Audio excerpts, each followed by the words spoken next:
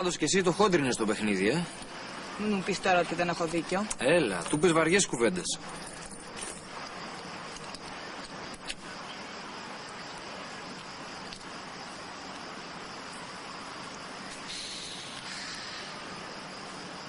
Θες?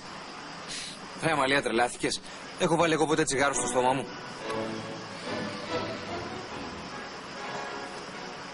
Αμαλία, τι καπνίζεις? Αυτό είναι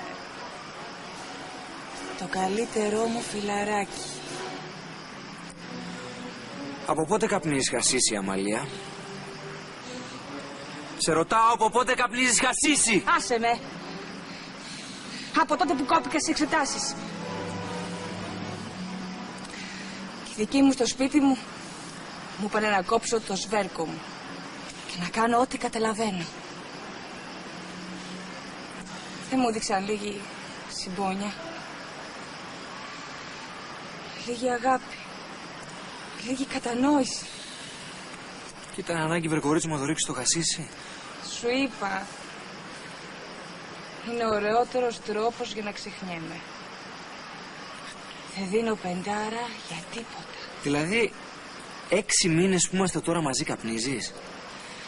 Αγορίνα μου, απλό χορταράκι είναι.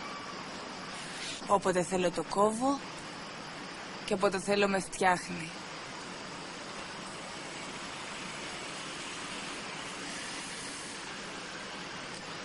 Δεν είμαι εξαρτημένη. Και απόψε καπνίζω εξαιτίας σου. Για τα προβλήματα που σε πνίγουν.